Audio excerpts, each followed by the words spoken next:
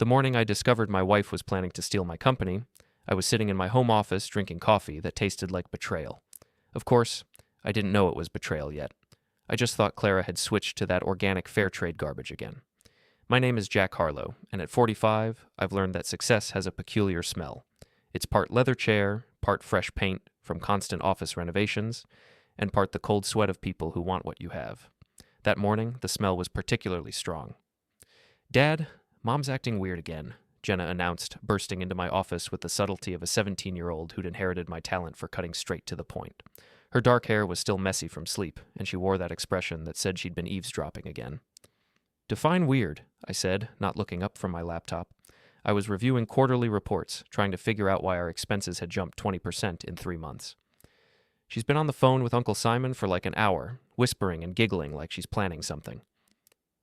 Uncle Simon, Clara's younger brother, the one who'd never held a real job but always wore suits that cost more than most people's cars. Simon Lane, 39 years old and professionally charming, the kind of guy who could sell ice to Eskimos and then convince them they needed a warranty. "Maybe they're planning your mom's birthday party," I suggested, though Clara's birthday wasn't for 6 months. Jenna gave me that look, the one that said I was being deliberately dense. "Dad, her birthday's in December. It's June." Smart kid. Too smart sometimes. "Where's your brother?" "Max is in his room, pretending to do homework, but actually playing some game where he builds cities and then destroys them with natural disasters." She paused.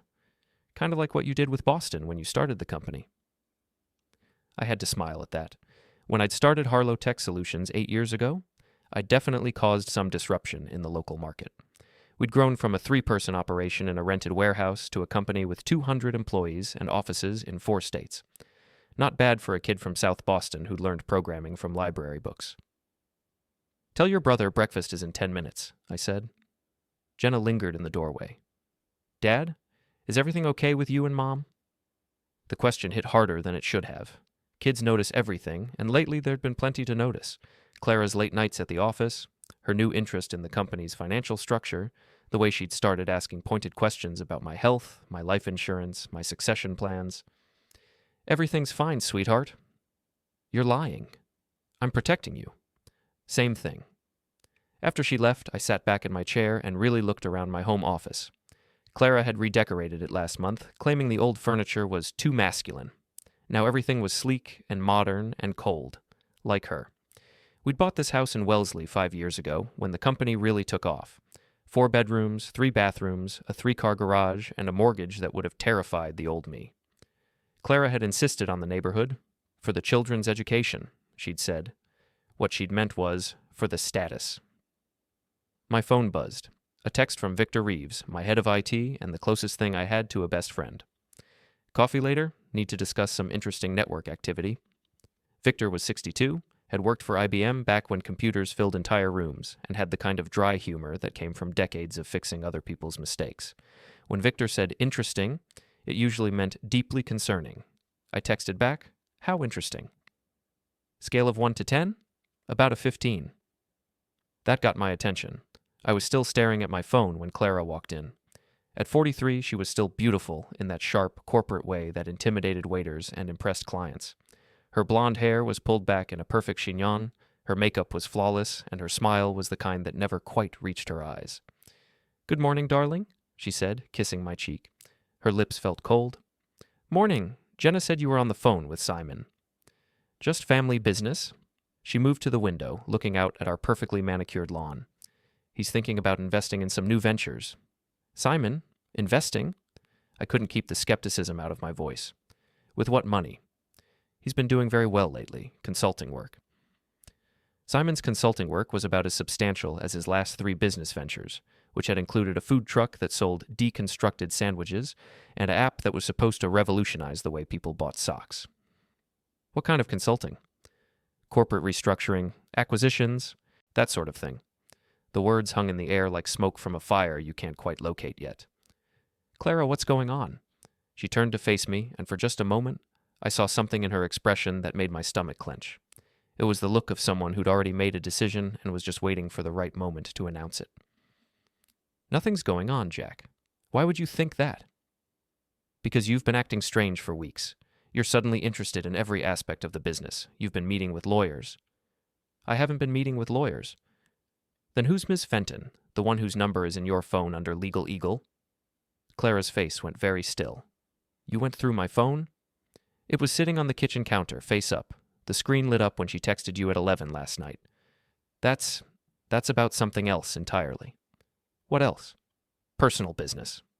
We're married, Clara. Your personal business is my personal business. She laughed, but there was no humor in it. Is it? Because lately it feels like your business is your business, and everything else is just inconvenient.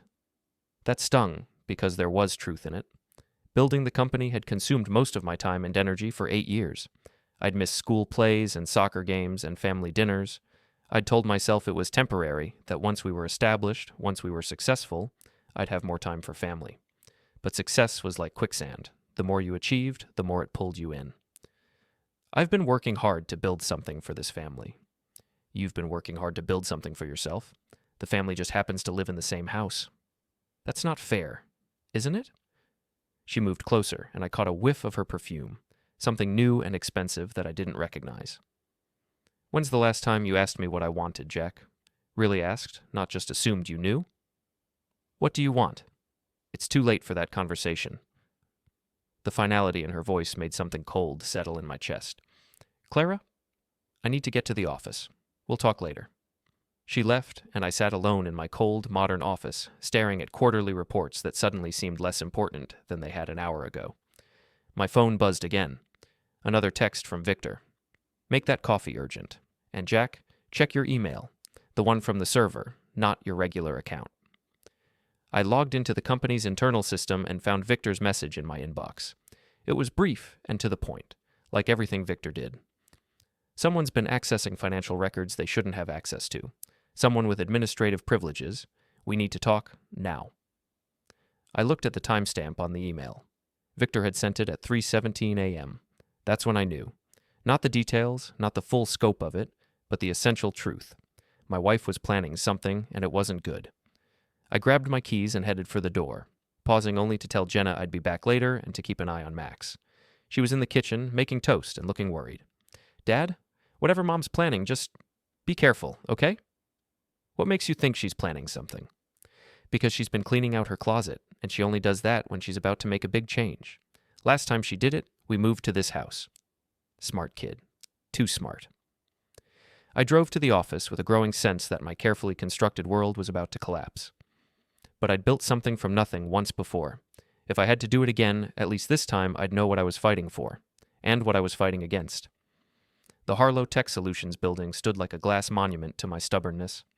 12 stories of steel and ambition in the heart of Cambridge, with our logo etched into the lobby's marble wall.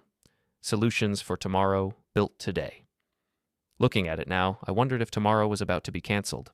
Victor was waiting for me in the lobby, holding 2 cups of coffee and wearing the expression of a man who'd discovered something unpleasant in the basement. Walk with me, he said, handing me a cup, and try to look casual. We took the elevator to the 12th floor, where Victor had his kingdom of servers and security monitors.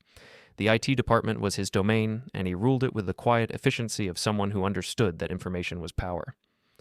Show me, I said as soon as the elevator doors closed. Patience, grasshopper. Victor's voice carried a hint of his Boston accent, the one he usually kept carefully controlled. First, tell me something. How much do you trust your wife? Yesterday, I would have said completely. Today, I shrugged. Today I'm having coffee with you at 7 in the morning because my 17-year-old daughter thinks her mother is planning something. Smart kid. That's what I said. Victor's office was a controlled chaos of monitors, cables, and empty energy drink cans. He sat down at his main workstation and pulled up a series of screens that meant nothing to me but clearly meant everything to him. Someone with administrative access has been copying financial records, he said. Not just looking at them, copying them. Bank statements, profit and loss reports, client contracts, employee records, everything. Who? That's where it gets interesting. Victor clicked through several screens. The access logs show it's coming from Clara's account, but the timestamps are curious. He showed me a list of dates and times. The pattern became clear immediately. Every access had occurred when Clara was supposed to be somewhere else. Board meetings, client dinners, family events. Either your wife has mastered the art of bilocation, Victor said, or someone else is using her credentials. Can you tell who? I can tell you where.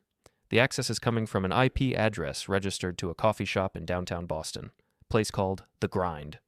I knew The Grind. It was Simon's favorite hangout, the kind of place where freelancers and wannabe entrepreneurs sat for hours nursing single cups of coffee while they worked on their projects. There's more, Victor continued. Yesterday, someone tried to access the succession planning documents, the ones that outline what happens to the company if something happens to you.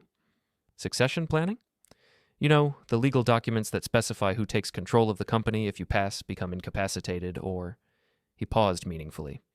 Or if you're forced to step down. The coffee in my stomach turned to acid. Forced to step down? Jack, when's the last time you actually read your employment contract? The one Clara helped negotiate when you incorporated the business, I thought back. It had been 7 years ago, when we'd transitioned from a partnership to a corporation. Clara had handled most of the legal details, working with a lawyer she'd found.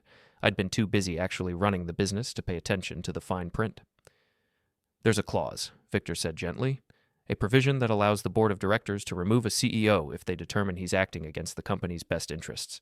It requires a majority vote and spousal consent. Spousal consent? Clara owns 30% of the company, Jack. You own 51%. The remaining 19% is split between board members. If Clara sides with the board, I did the math. It wasn't complicated. 51% minus 30% equals 21%. The board controlled 19%. If Clara flipped, I'd be outnumbered. But they'd still need cause, I said. They can't just vote me out because they feel like it. Victor's expression grew grimmer. About that, someone's been documenting every questionable decision you've made over the past 2 years. Every late payment, every client complaint, every employee grievance. It's all been compiled into a very thorough file. How thorough? Remember when you approved that emergency server upgrade without board approval? It's in there. The time you hired your nephew for a summer job? In there. The client dinner where you had 3 drinks and made that joke about the mayor's wife? Definitely in there. None of those things were illegal, or even particularly unusual. But taken together, compiled by someone with malicious intent, they could paint a picture of irresponsible leadership. Who's compiling this file? I don't know yet, but I know where it's being stored. Victor pulled up another screen. Cloud storage account registered to something called Lane Consulting. Simon. Of course it was Simon. My phone buzzed. A text from Clara. Can you come to the office tonight after hours? We need to discuss some important business matters. 7 p.m. I showed the text to Victor. That's not ominous at all, he said. What do you think they're planning? If I had to guess, they're going to present you with some kind of ultimatum. Sign over control voluntarily or face a board vote that you'll lose. And if I refuse? Then they'll probably try to destroy you publicly. Make it look like you're an unstable, irresponsible leader who's driving the company into the ground. I sat back in my chair, trying to process the magnitude of the betrayal. My wife, the woman I'd been married to for 20 years, the mother of my children, was planning to steal my company with the help of her worthless brother. Victor, I need you to do something for me. Name it. I need you to document everything, every access, every file copy, every login from that coffee shop. I need a complete record of what they've been doing. Already on it. What else? I need you to make copies of our financial records, client lists, employee files, everything they've been looking at. Store it somewhere they can't access it. Done. What else? I need you to set up monitoring on all board member communications. If they're planning a vote, I want to know about it before it happens. Victor grinned for the first time that morning. Now you're thinking like a paranoid IT director. I like it. I spent the rest of the day in meetings, trying to act normal while my world crumbled around me. Every interaction with employees felt different now, knowing that some of them might already be choosing sides for a battle I hadn't even known was coming. At 6:30, I sent the kids a text telling them I'd be home late. Jenna responded immediately. Be careful, Dad. I love you. Max sent back a thumbs-up emoji and a picture of the city he'd built in his game. It looked remarkably like Boston, except half of it was on fire. At exactly 7 p.m., I walked into the conference room on the 10th floor.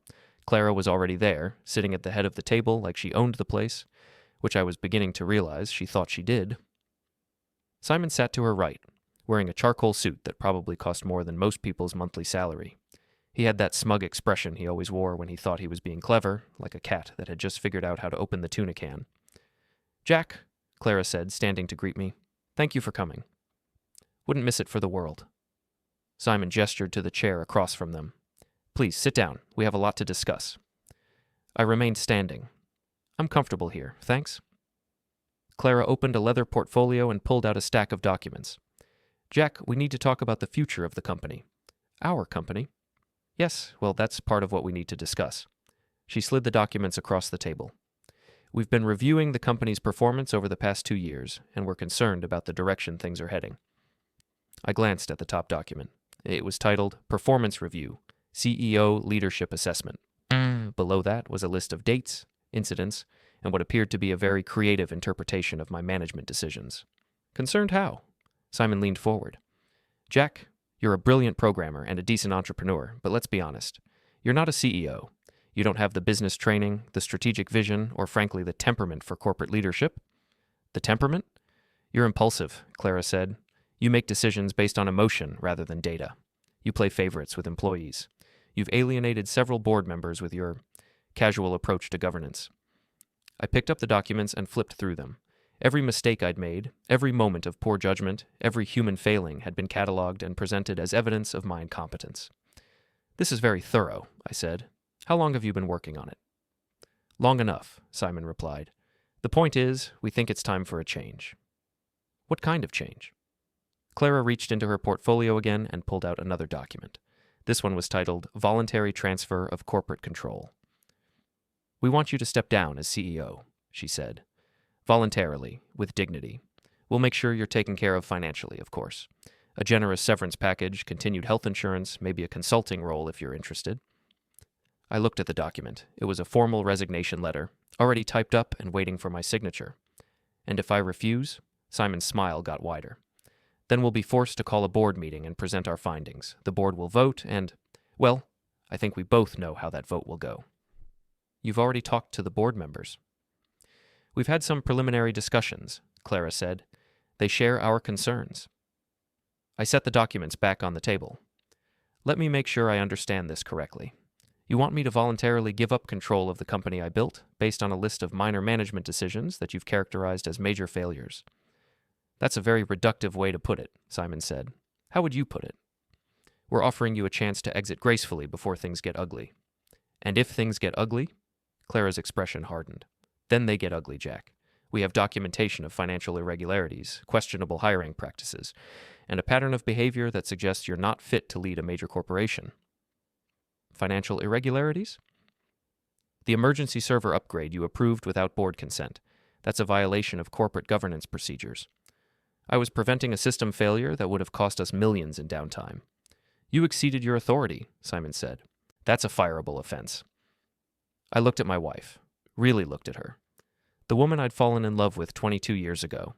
The woman who'd supported me when I was working 18-hour days to get the company off the ground.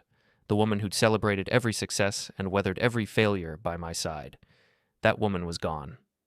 In her place sat a stranger with cold eyes and a calculating smile. You know what? I said, picking up a pen from the table. You're right. Clara blinked in surprise. I am? Absolutely. I'm clearly not cut out for this corporate leadership thing. I signed the resignation letter with a flourish. There, happy? Simon looked confused. Clara looked suspicious. That's it? She asked. That's it, you win. I'll clean out my office tomorrow and be gone by the end of the week. I stood up and headed for the door, then paused and turned back. Just one question, Clara. When did you decide you hated me? I don't hate you, Jack. No? Then what is this? This is business. Right. Business? I opened the door. Well, congratulations on your new acquisition. I hope you enjoy running it. I walked out, leaving them sitting in the conference room with their documents and their victory. But as I waited for the elevator, I was smiling. Because what they didn't know, what they couldn't know, was that the resignation letter I'd just signed wasn't worth the paper it was printed on. Victor had discovered something very interesting about the corporate bylaws, something that Clara's lawyers had apparently missed. The game wasn't over. It was just beginning. I drove home through the Boston traffic, listening to talk radio and feeling strangely calm. It was the kind of calm that comes after you've been hit by a truck and haven't felt the pain yet. Shock, maybe. Or maybe it was something else. The peculiar peace of a man who's finally stopped pretending everything is fine. The house was quiet when I got home. Max was in his room, probably still building and destroying digital cities. Jenna was at her friend Ashley's house, according to the note she'd left on the kitchen counter. I poured myself 3 fingers of bourbon and sat down at the kitchen table to think. My phone buzzed, a text from Victor. "How did it go?" I called him instead of texting back. "They offered me a graceful exit," I said when he answered. "And?" "I took it." Silence on the other end of the line. "Victor?" "Jack, please tell me you didn't actually sign anything." "I signed their resignation letter." "Jesus Christ, Jack, what were you thinking?" "I was thinking about something you told me this morning, about the corporate bylaws." Another pause. Then, Oh, you magnificent bastard. Care to explain it to me again? I want to make sure I understand it correctly." Victor's voice took on the tone of a professor delivering a favorite lecture. "According to the bylaws that were filed when you incorporated the business, any transfer of CEO authority requires not just a board vote, but also approval from the State Regulatory Commission. It's an old provision, probably left over from some boilerplate legal template, but it's there in black and white." "And how long does regulatory approval take?" "Minimum of 90 days, usually longer." "So, even though I signed their resignation letter, you're still the CEO until the state says otherwise, and during that 90-day period, you retain all executive authority." I took a sip of bourbon and smiled. "Including the authority to make personnel changes." "Including the authority to make personnel changes," Victor confirmed. "Also the authority to revoke access privileges, freeze assets, and call emergency board meetings." "How long do you think it'll take them to figure this out?" "Clara's lawyer will probably catch it within a week. Simon might never figure it out on his own." "Then we'd better work fast." "What do you need?" "Everything you can find on Simon's consulting business. Financial records, client lists, tax filings, whatever you can dig up legally." "Define legally." "Information that's publicly available or that we have legitimate business reasons to access." "Got it. What else?" "I need you to trace every access to our system from that coffee shop. I want to know exactly what they copied and when." "Already working on it." "Anything else?" "Yes. I need you to set up a secure communication system, something Clara can't monitor." "Encrypted messaging app?" "Whatever works. And Victor, thank you." "Thank you for what?" "For having my back." "Jack, you gave me a job when nobody else would hire a 62-year-old programmer. You've never treated me like I was obsolete or in the way. You think I'm going to let your wife and her idiot brother steal your company?" After I hung up, I sat in my kitchen and tried to figure out what I was going to tell my kids. The truth was too complicated and too ugly. A lie would just make things worse when they inevitably found out. I was still pondering this when Jenna came home. "Dad?" She dropped her backpack by the door and looked at me with concern. "You look like someone passed away." "Nobody passed away, sweetheart. But we need to talk." She sat down across from me at the table. "Is this about Mom?" "How did you know?" "Because you have that look you get when you're trying to figure out how to fix something that's really broken." I told her an edited version of the truth. Her mother and uncle were trying to take control of the company. There was going to be a legal battle. Things might get ugly for a while. "Are you and Mom getting divorced?" "I don't know, Jenna. Probably." She nodded like she'd been expecting this answer. "What about me and Max?" "You'll always be my kids. That will never change, no matter what happens between your mother and me." "Can I ask you something?" "Of course. Do you still love her?" I thought about it. Really thought about it. "I love the person she used to be," I said finally. "I'm not sure that person exists anymore." She changed. We both changed. The question is whether we changed into people who can still be married to each other. Jenna reached across the table and squeezed my hand. "For what it's worth, Dad, I think she's making a mistake." "Why?" "Because you're the kind of person who builds things. She's the kind of person who takes them." Smart kid. Too smart. The next morning, I drove to work early and parked in my usual spot. The building looked the same as always, but everything felt different. I was no longer walking into my company, I was walking into a battlefield. Victor was waiting for me with coffee and a thick folder of documents. "Simon's consulting business is even more interesting than I expected," he said as we rode the elevator to my office. "Interesting how?" "Interesting as in, it doesn't actually exist. Lane Consulting has no clients, no contracts, no revenue. It's a shell company." "Then where's he getting his money?" "That's the million-dollar question. Literally." Victor opened the folder. "Simon's been living well beyond any reasonable means for the past 2 years. New car, expensive apartment, designer clothes. Either he's got a secret trust fund or someone's been paying him for something." "Any idea who?" "Working on it. But I did find something else that might interest you. He pulled out a printed email. This is from Clara's personal account to someone named Rita Castellanos. I knew Rita. She was Clara's best friend from college, now a successful real estate agent who specialized in high-end properties. She was also the biggest gossip in our social circle. The email was brief. Everything is proceeding according to plan. Jack signed the resignation letter last night. Simon thinks we'll have full control within a week. I told him he's being optimistic, but the important thing is that Jack cooperated. He's not going to fight this. When was this sent? 2 hours after your meeting last night. I read the email again. The casual dismissal in Clara's tone, the assumption that I was just going to roll over and accept defeat, the way she talked about me like I was a problem to be managed rather than a person to be respected. There's more, Victor said. He pulled out another document. This is a copy of a contract between Lane Consulting and someone called Meridian Holdings. Never heard of them. Neither had I. But according to this contract, Meridian has agreed to pay Lane Consulting $2 million for strategic business consulting services related to the acquisition of a mid-sized technology company. They're getting paid to steal my company? It looks that way. The question is, who's Meridian Holdings? Can you find out? Already on it. But Jack, if someone's paying Simon $2 million to help them acquire your company, this is bigger than just a family dispute. I sat down at my desk and tried to process this information. My wife and her brother weren't just betraying me, they were selling me out to some unknown third party. Victor, I want you to call an emergency board meeting for tomorrow afternoon. What are you going to tell them?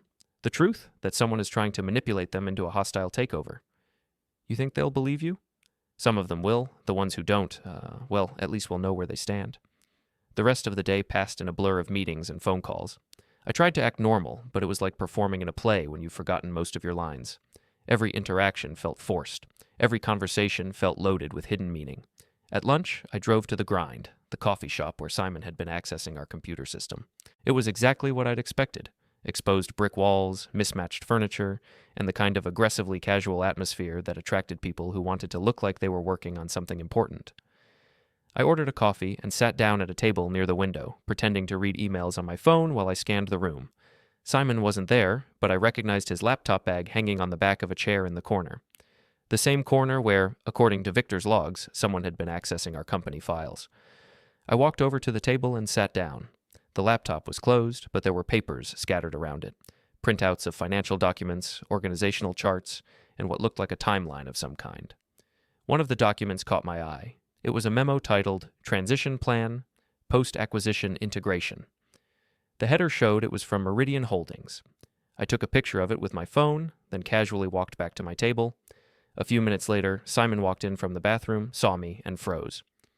Jack, what a surprise. What brings you to this part of town? Just grabbing coffee, I said. Nice setup you have over there. Very professional. Simon's face went through several interesting color changes. I'm just working on some projects. Consulting projects? Yeah, you know how it is?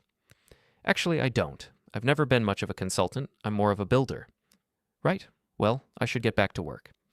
Me too. See you around, Simon.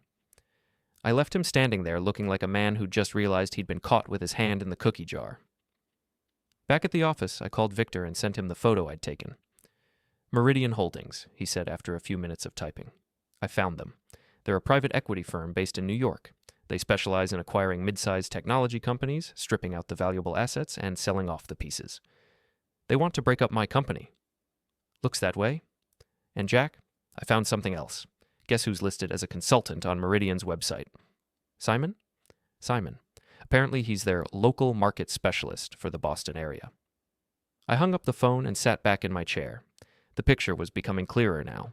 Simon had found a private equity firm looking to acquire technology companies in the Boston market. He'd identified my company as a target and convinced Clara to help him engineer a takeover from the inside. The $2 million wasn't payment for services. It was Simon's finder's fee for delivering my company to them. My phone buzzed. A text from Clara. How are you feeling about everything? I know last night was difficult, but I think this is for the best. I stared at the message for a long time before responding. I'm feeling like I'm finally seeing things clearly. Good. I'm glad you're being mature about this. Oh, I'm being very mature. You'll see. I spent the rest of the afternoon preparing for tomorrow's board meeting. By the time I left the office, I had a presentation that would either save my company or destroy what was left of my marriage. Probably both.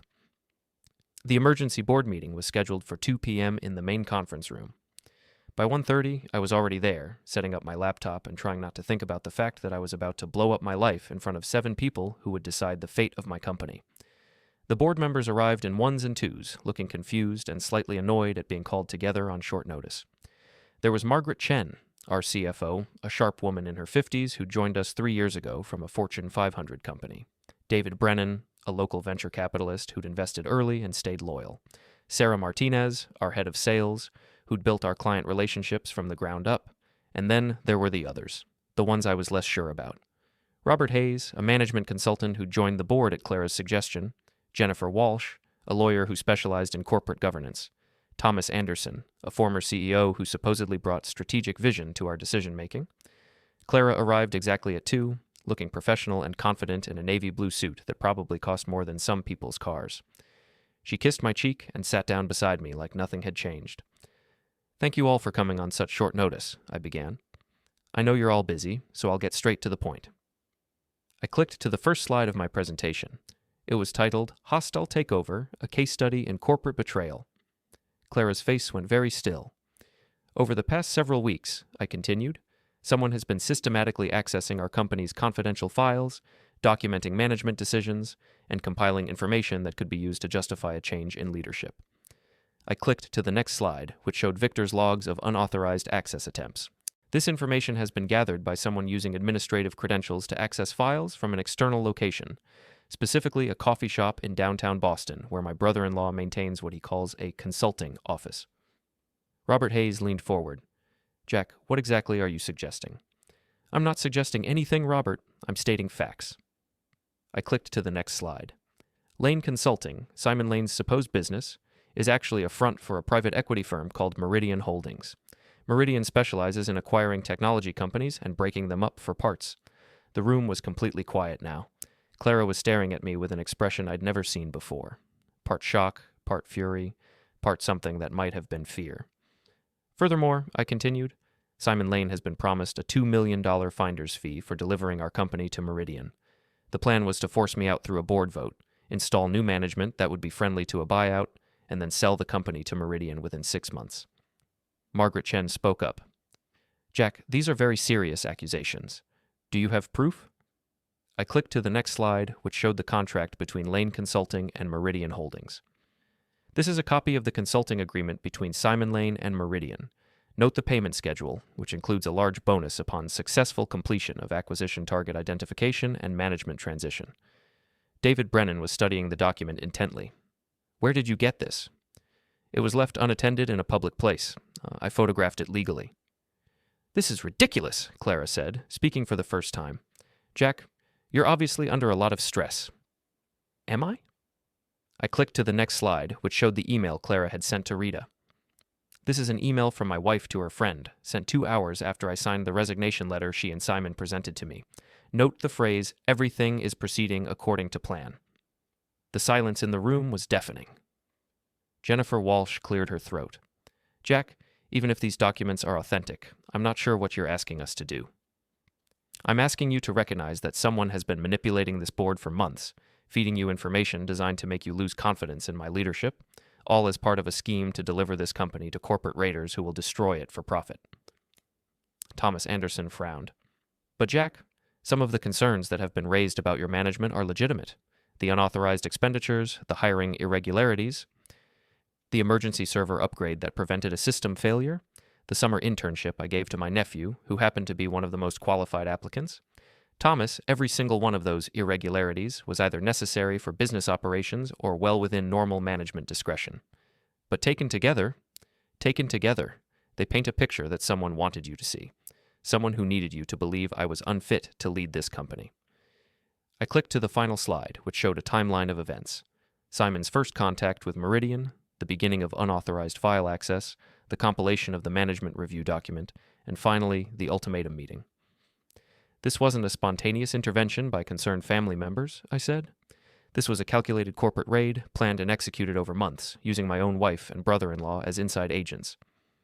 Margaret Chen was studying her copy of the documents. "If this is true, then we've been manipulated into considering a vote that would have destroyed the company." "That's exactly what happened." Robert Hayes looked uncomfortable. Jack, I have to ask, did you know about any of this beforehand? You mean, did I know my wife was planning to sell me out to corporate raiders? No, Robert. That particular possibility never occurred to me. Clara stood up abruptly. This is insane. Jack, you're having some kind of breakdown. Sit down, Clara. The tone of my voice surprised everyone, including me. It was the voice of a man who'd run out of patience for lies. You want to talk about breakdowns? Let's talk about the breakdown of trust that happens when your spouse spends months planning to destroy everything you've built. Let's talk about the breakdown of family that happens when your brother-in-law sells you out for $2 million. Simon isn't. Simon is a parasite who's never created anything in his life, and you helped him try to steal mine. The room erupted in uncomfortable murmurs. David Brennan was shaking his head slowly. Sarah Martinez looked like she wanted to disappear. I think we need to take a recess, Jennifer Walsh said. No, I said. We need to take a vote. I'm calling for a formal vote of confidence in current management. All in favor? Margaret, David, and Sarah raised their hands immediately. Opposed? Robert Hayes raised his hand reluctantly. Thomas Anderson followed suit. Jennifer Walsh abstained. The motion carries, I said. Current management remains in place. Clara was gathering her papers with sharp, angry movements. This isn't over, Jack. You're right, it's not. She stormed out, leaving the rest of us sitting in awkward silence. Jack, Margaret said finally, what happens now? Now we secure our systems, review all board communications for the past 6 months, and make sure this never happens again. What about Clara? I looked around the table at the faces of people who'd trusted me to lead this company, people who'd just discovered they'd been manipulated by someone they had considered a colleague. Clara is no longer welcome in this building, I said. As of right now, her access to all company systems is revoked. After the board members left, I sat alone in the conference room, staring at the documents scattered across the table. My marriage was over. My relationship with Simon had been poisonous for years anyway, but now it was officially over. My children were about to be caught in the middle of a divorce that would probably get very ugly very quickly, but my company was safe. For now. My phone buzzed. A text from Jenna. Mom came home crying and threw a bunch of stuff in a suitcase. She said she's staying at Aunt Rita's for a while. Are you okay? I texted back. I'm fine, sweetheart. Are you and Max okay? We're confused, but we're okay. Dad? Yeah? Whatever happened, we're on your side. I sat in that empty conference room and cried for the first time in years. Not from sadness exactly, but from the overwhelming relief of finally knowing where I stood with the people who mattered most. That evening, I drove home to find Max in the kitchen, making grilled cheese sandwiches for dinner. Mom left, he said without looking up from the stove. I know. She said you embarrassed her in front of important people. I told the truth in front of important people. Sometimes that's embarrassing. Max flipped a sandwich and considered this. Was she really trying to steal your company? She was trying to help someone else steal it. That's messed up. Yeah, it is. Are you going to be okay?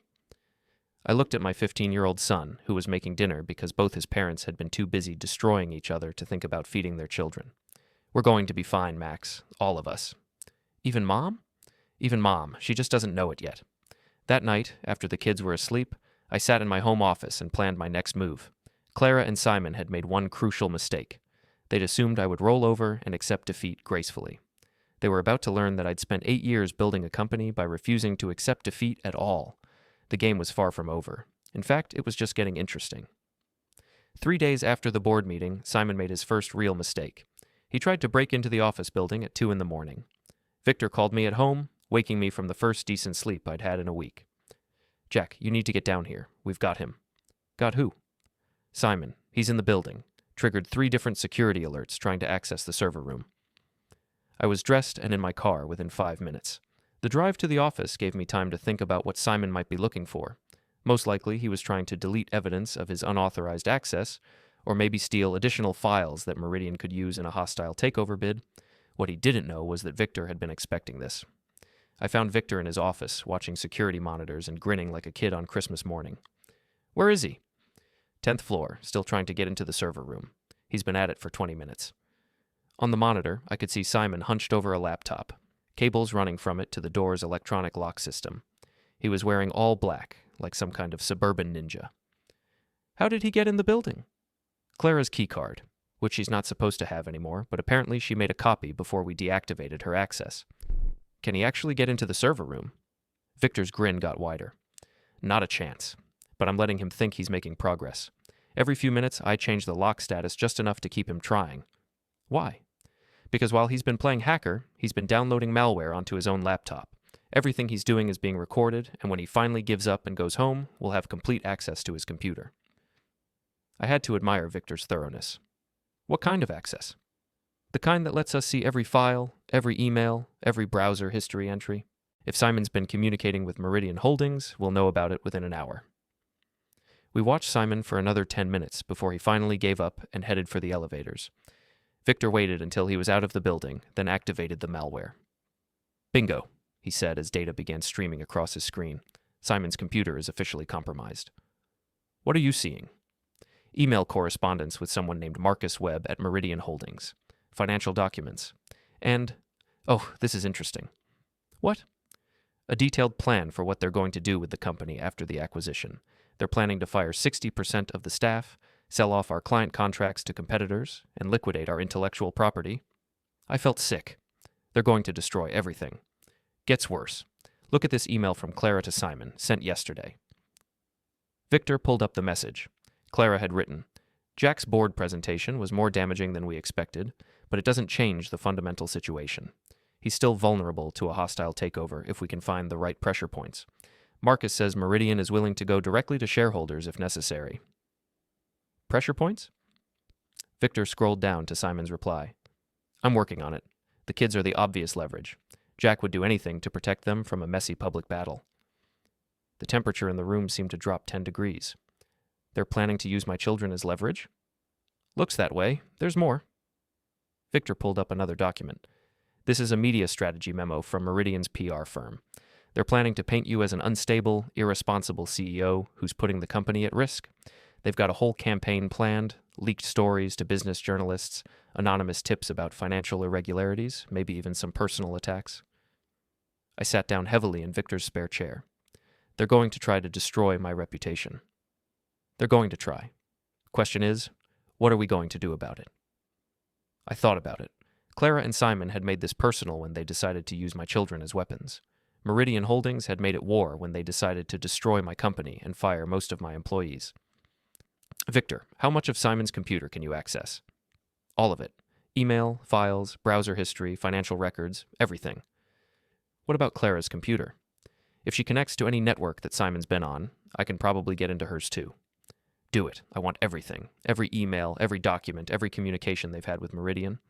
Jack, are you sure about this? What we're talking about is pretty aggressive. They threatened my children, Victor. They're planning to destroy my company and put 200 people out of work.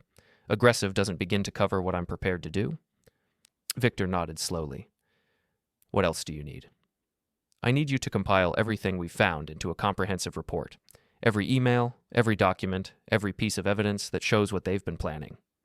What are you going to do with it? I'm going to end this. The next morning, I called Margaret Chen and asked her to set up meetings with our 3 biggest clients, the ones that represented about 60% of our revenue. I told them I had some important information to share about the company's future. The first meeting was with Janet Morrison, CEO of a medical device company that we'd been working with for 5 years. I laid out everything, the attempted takeover, Meridian's plans to liquidate our assets, the threat to our employees. Jesus, Jack, Janet said when I finished. Are you telling me that if this takeover succeeds, you won't be able to fulfill our contracts? I'm telling you that if this takeover succeeds, there won't be a company left to fulfill your contracts. Meridian plans to sell off our client relationships to the highest bidder. Can you stop them? I'm working on it, but I wanted you to know what was happening so you could make informed decisions about your business. Janet was quiet for a long moment. Jack, our contract with you is worth $3 million a year. If we have to find a new vendor in the middle of a project, it's going to cost us time and money we can't afford. I understand. What do you need from me? Right now? Just your continued business. If this situation escalates, I might need you to make some public statements about the value of our partnership. Done. The other 2 meetings went similarly. By the end of the day, I had commitments from our 3 biggest clients to publicly support the current management team if necessary. That evening, I had dinner with my kids and told them what was happening. An edited version, but more truth than I'd shared before. So Mom and Uncle Simon are trying to sell your company to people who want to break it up? Jenna asked. That's the simplified version, yes? And they threatened to use us as leverage? I hesitated. I hadn't planned to tell them that part. Dad, Max said quietly, we're not stupid. We know Mom's been acting weird, and we know Uncle Simon's been spending a lot of time here lately. If they're planning to drag us into this, we have a right to know. Smart kids. Too smart. Yes, I said. They discussed using you as leverage to force me to cooperate. Jenna's face went hard. That's not okay. No, it's not. What are you going to do about it? I'm going to make sure they can't hurt any of us. How? I looked at my children, 17 and 15 years old enough to understand that sometimes the world is ugly and complicated, old enough to know that their parents weren't perfect. I'm going to fight back, I said, and it's probably going to get messy. Good, Jenna said. They started this. You should finish it. That night, after the kids went to bed, I sat in my home office and made a list of everything I knew about Clara and Simon's plan. Then I made a second list of everything I could do to stop them. The second list was longer than I'd expected. At midnight, my secure phone buzzed. A message from Victor. Clara just connected to the coffee shop Wi-Fi. I'm in her computer now. Jack, you need to see this. I drove to the office, where Victor was waiting with a stack of printed emails. She's been busier than we thought, he said. Look at this. The first email was from Clara to someone named Patricia Fenton, the lawyer she'd been consulting with. The subject line was custody strategy. She's planning to file for divorce and ask for full custody of the kids, Victor said. Her argument is that you're mentally unstable and potentially dangerous. Based on what? Based on the board meeting confrontation. She's claiming that your behavior was erratic and threatening and that she fears for the children's safety. I felt something cold and sharp settle in my chest. She's going to try to take my kids. Gets worse. Look at this one. The second email was from Clara to Simon, sent just 2 hours ago. Patricia says the custody filing will put additional pressure on Jack to cooperate with the business transition. If he's fighting a custody battle, he won't have time or energy to fight the takeover. They're coordinating the business attack with a custody battle. Looks that way. But Jack, there's something else. Something that might change everything. Victor pulled up a file directory on his screen. While I was copying Clara's files, I found something interesting in her financial records. What kind of interesting? The kind that shows she's been embezzling from the company for the past 18 months? The room went very quiet.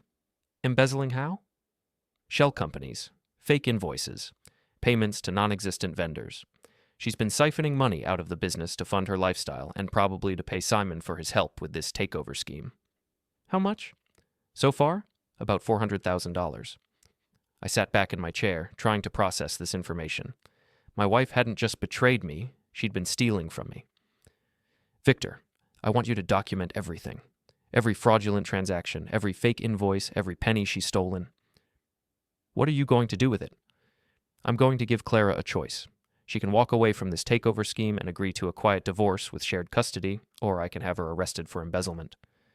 You think she'll take the deal? I think Clara's smart enough to know when she's beaten. But as I drove home through the empty Boston streets, I realized I might be underestimating my wife's capacity for self-destruction. She'd already gone further than I'd thought possible. There was no guarantee she'd stop now, even when faced with the evidence of her own crimes, which meant I needed to be prepared for this to get much worse before it got better. The war wasn't over. It was just entering its final phase. The custody papers arrived on a Thursday morning, delivered by a process server who looked like he'd rather be anywhere else in the world. I signed for them while Max ate cereal and Jenna pretended to study for her SATs. What's that, Dad? Max asked. Legal documents from your mother's lawyer. Jenna looked up from her practice test. The custody thing? Yeah. What does it say? I skimmed the first page, feeling my pressure rise with every paragraph.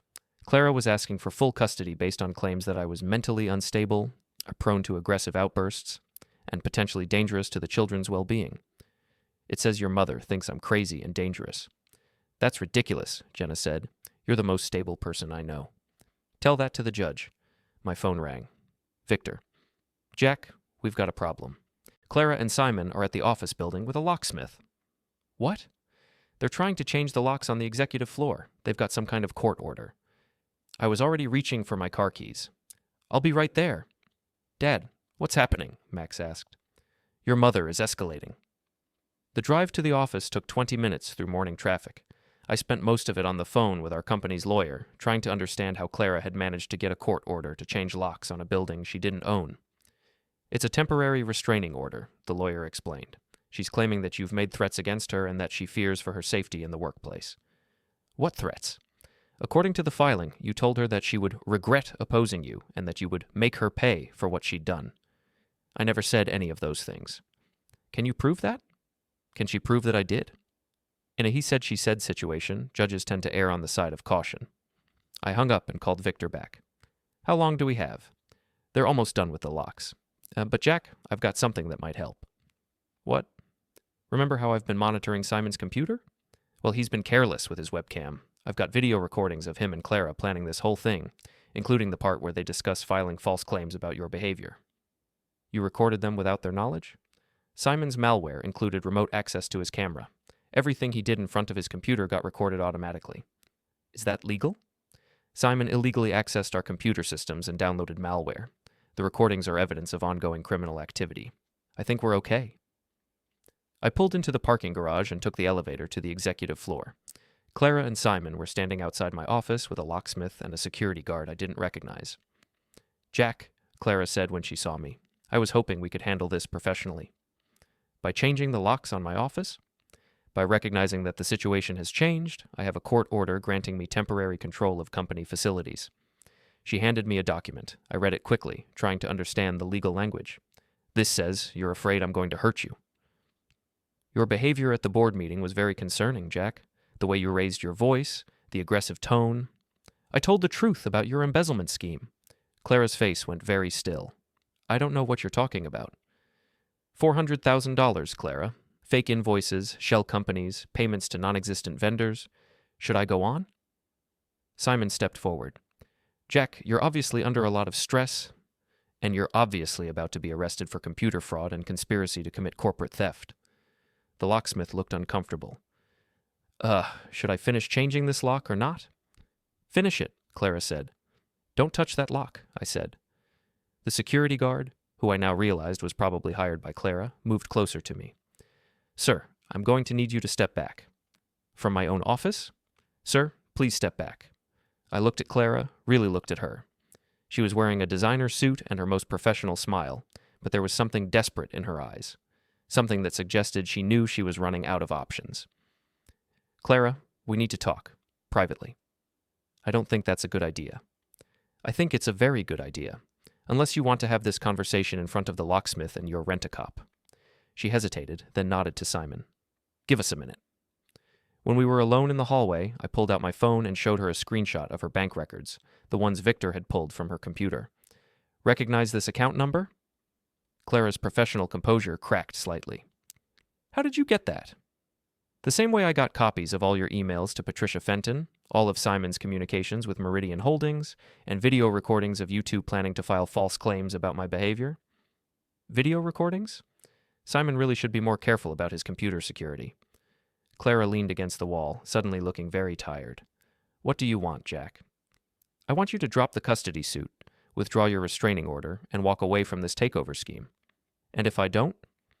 Then I turn everything over to the district attorney's office. Embezzlement, computer fraud, conspiracy, filing false police reports. Clara, you're looking at serious jail time. You wouldn't. Try me. We stood there in the hallway, looking at each other across the wreckage of 20 years of marriage. I could see her calculating, trying to figure out if I was bluffing. I need time to think, she said finally. You have until 5 o'clock today. That's not enough time. It's more time than you gave me when you and Simon ambushed me in the conference room. Clara nodded slowly, then walked back to where Simon was waiting. They had a brief, heated conversation in whispers, then left with their locksmith and security guard. I called Victor. They're gone. How much of that did you record? All of it. The hallway cameras have audio. Good. Now I need you to do something else for me. Name it. I want you to send copies of everything we've found to 3 people. The district attorney, the SEC, and a business reporter at the Boston Globe named Sarah Chen. Jack, are you sure about this? Once that information goes public, there's no taking it back. I'm sure, but give me 2 hours before you send anything. I want to talk to my kids first. I drove home and found Jenna and Max in the kitchen, making sandwiches for lunch.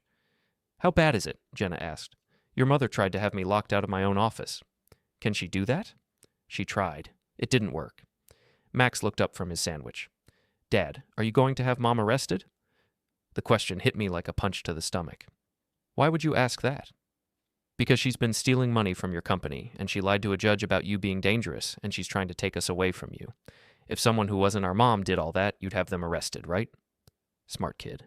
Too smart. I don't want to have your mother arrested, Max, but I might not have a choice. What if she agrees to stop? Then maybe we can work something out. Jenna sat down across from me. Dad, can I ask you something? Of course. Do you still love her? I thought about it. Really thought about it. I love the person she used to be. I love the woman who supported me when I was working 18-hour days to build the company. I love the woman who used to laugh at my jokes and help me figure out how to be a better father. But not the person she is now. The person she is now tried to steal my company and use you kids as weapons against me, so no, I don't love that person. Good, Jenna said, because that person doesn't deserve you. At 4:30, my phone rang. Clara. I need more time, she said. You have 30 minutes. Jack, please, this is complicated. No, it's not. You either stop trying to destroy me or I stop protecting you from the consequences of what you've done. What about the children? What about them? If I'm arrested, if this becomes public, it's going to hurt them. You should have thought of that before you decided to embezzle $400,000. I was going to pay it back. With what money? Your finder's fee from Meridian? Silence on the other end of the line. Clara, you have 15 minutes to decide. Drop the custody suit, withdraw the restraining order, and walk away from this takeover scheme.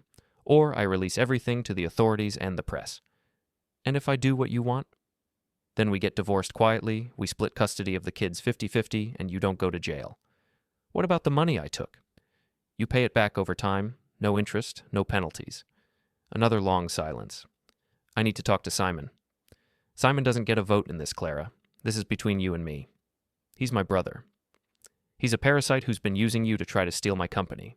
If you can't see that, then you're even more lost than I thought. At exactly 5 o'clock, Clara called back. I'll drop the custody suit and the restraining order, she said, but I want 60% custody of the children. 50-50. 55. 50-50, or I make the call to the district attorney right now. Fine, 50-50. And the takeover scheme? I'll tell Simon it's over. You'll tell Meridian Holdings it's over. Simon works for them, not the other way around. Okay. And Clara, if you or Simon or anyone from Meridian ever comes near my company again, all bets are off. The evidence doesn't disappear just because we made a deal. I understand. I hung up the phone and sat in my home office, looking out at the yard where my children had played when they were younger. It was over. The marriage, the company crisis, the war with Clara and Simon, all of it was finished. I should have felt relieved. Instead, I felt empty. My phone buzzed. A text from Jenna. Mom just called. She said she's dropping the custody thing and that she's sorry. Are you okay? I texted back, I'm fine. We're all going to be fine. What happens now? Now we figure out how to be a family in a different way. That evening, I took my kids out to dinner at their favorite restaurant. We talked about school and friends and summer plans, normal things, ordinary things, the kind of conversations that had become rare over the past few months. Dad, Max said as we were finishing dessert, are you going to be okay? I mean, really okay? What do you mean? I mean, you built this company from nothing, and Mom tried to take it away from you. That's got to hurt.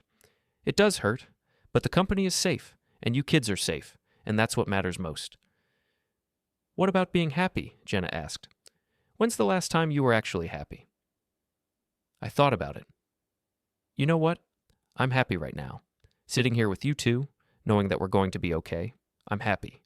Good, Jenna said. Because you deserve to be happy, Dad. You deserve better than what Mom put you through.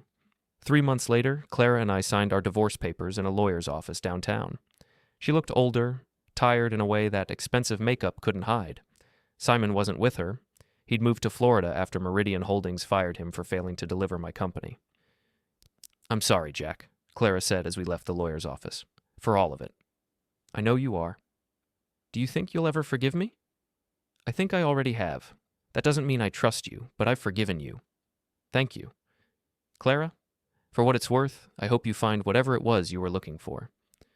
What if I was looking for a way out of a marriage that had stopped making me happy? Then you should have just asked for a divorce. It would have saved everyone a lot of pain. She nodded and walked away, and I never saw her again except at school events and graduation ceremonies. 6 months after that, Harlow Tech Solutions was acquired by a Fortune 500 company for $47 million. I kept my employees, expanded our operations, and finally had the resources to build the kind of technology solutions I'd always dreamed of creating. Jenna got into MIT. Max discovered he had a talent for digital art and started creating video game environments that looked like real cities. Cities that never got destroyed by natural disasters. And me? I learned that sometimes the best revenge is simply refusing to let other people's betrayals define your future. I built something worth stealing once. Now, I was going to build something worth keeping.